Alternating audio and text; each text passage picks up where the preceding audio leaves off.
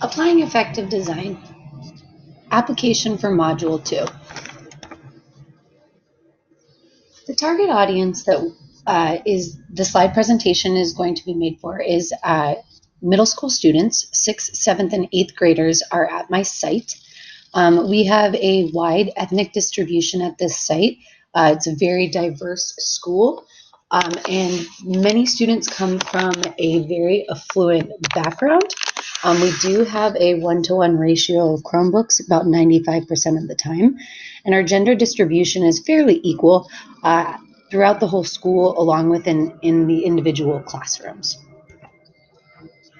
The specific target audience is 8th grade students in a science classroom. These students' age range is from 13 to 14 years old, and the class sizes are between 33 to 34 students per class. I see these students in a block schedule throughout the day for an hour and 40 minutes for every other day. So I don't see them every day. I see them every other day on an even odd schedule, and I see them from early as 8 in the morning to late as 3 in the afternoon. These students are students who are English language learners, students with special needs, students with IEPs, students with 504s, and I also have students that are classified as GATE students. The instructional need that was identified is writing in science, specifically using claims, evidence, and reasoning.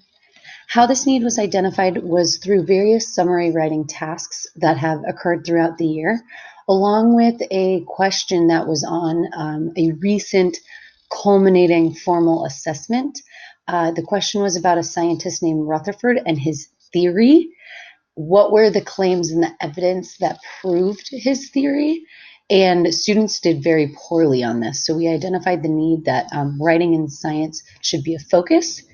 And the lesson to address this need is students are going to find the claim, evidence, and reasoning in a student researched article and a peer article. Now, CER is the acronym for Claim, Evidence, and Reasoning. It is a buzz acronym in the science academic world currently, as we are shifting to next generation science standards.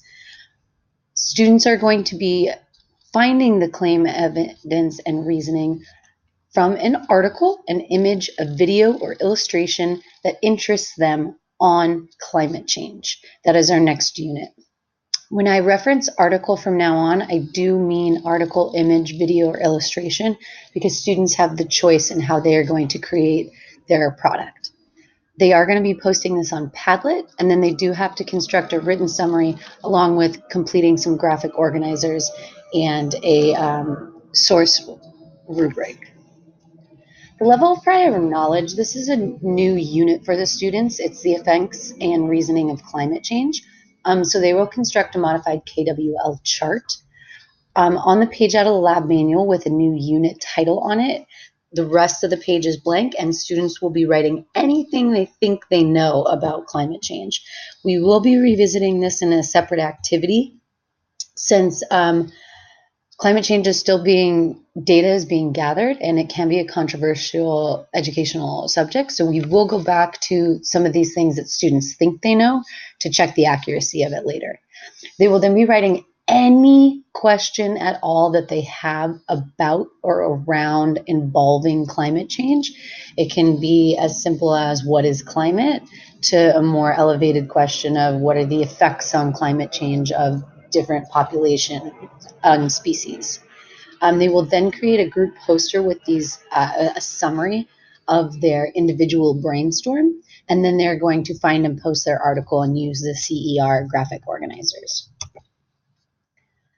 Multimedia incorporation, how we will ensure relevancy. Climate change is happening right now. Students are able to have their own voice and choice in what they are looking at. It makes it more relevant to them.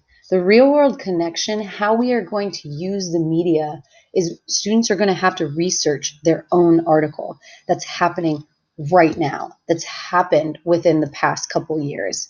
So they are diving right into it, and they are able to do this because of our access to Chromebooks and the internet.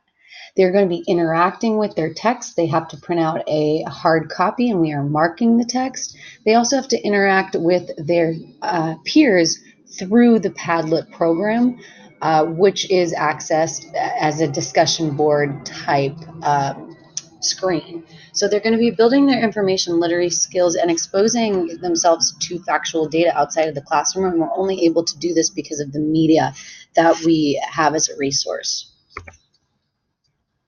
Collaboration is going to be ensured because students are going to be working together to create basically an infographic. And then they also have to interact with each other on the Padlet. So they're going to have to post their own reply, comment on someone else's, peer review. So there's going to be a heightened amount of collaboration. And then students have the motivation and engagement piece because not only is it, well, you're going to be writing things that your peers are going to see, but also they get to decide what their subject is. Their motivation and their learning can be increased because they get to pick what they're looking at. So just as Dee Domenico and Ryan state, when intrinsically motivated, people engage in activity because they find it interesting and inherently satisfying. Students will be more satisfied with their learning if they are looking up a topic that they get to choose. I am not providing them with the article, they are finding it. So that can increase motivation. And with the engagement, there is often, as Taylor and Parsons state, a lack of student voice when it comes to engagement. And students have a lot of student choice in this lesson, and they are using different media devices they get to choose in order to increase that engagement. And they get to pick something that matters to them.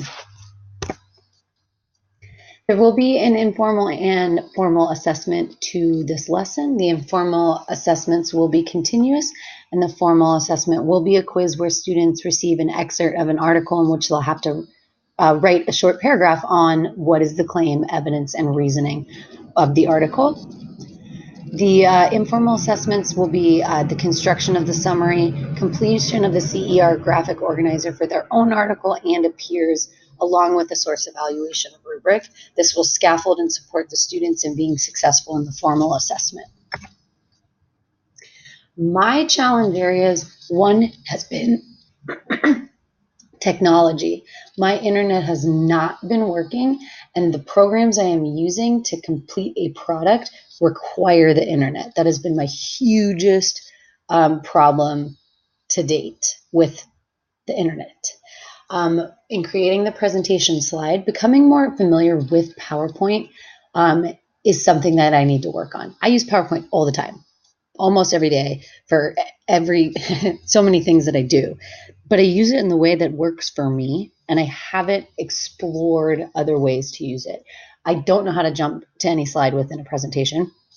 I hardly ever use templates. I create my own. So I used the template this time, and that was a challenge for me. Using different elements within the known software as well. I don't find photos through PowerPoint. I usually open up another web browser. So using these different pieces of a program that I'm already familiar with was a challenge. Making things simple, not adding too many distractors, again, was also a challenge because my audience are young teenagers. They they like to look at things. I need them to be engaged, and often that comes in the form of graphics. But I needed to remain simple, challenging. The consistency of the template was a challenge for me to create this effective visual design. And of course, time management is always a challenge for me in instructional design. However, applying new skills within this presentation slide, I am insanely proud of this product. I have never created a PowerPoint presentation slide that I have thought has flowed so well, that the message has been so easily able to be understood. The theme really helped with that. I have maybe once or twice used a theme with PowerPoint, and I really tried to focus on Mayer's 12 principles as I was constructing the slides. As educators and instructional designers, it becomes somewhat obvious that, yeah, don't put this picture this close to the words. It doesn't look right. But the effect on the learning is really what I was focusing on. And I really think that my message from this PowerPoint slide is clear because I was focusing so much on those principles.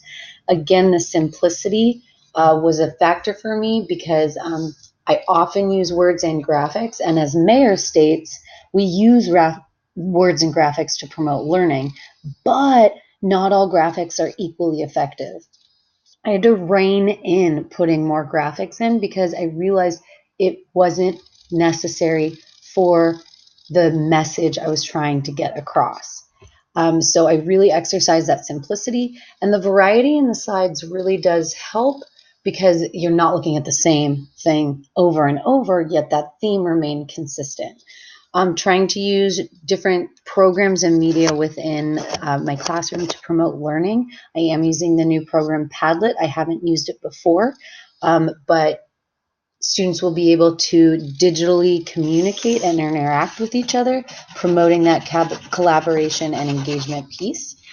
The continuity and the effectiveness of the design for this PowerPoint presentation really leads me to thinking like my student and how I can most effectively display and they can interact with information in order to increase their learning and academic success.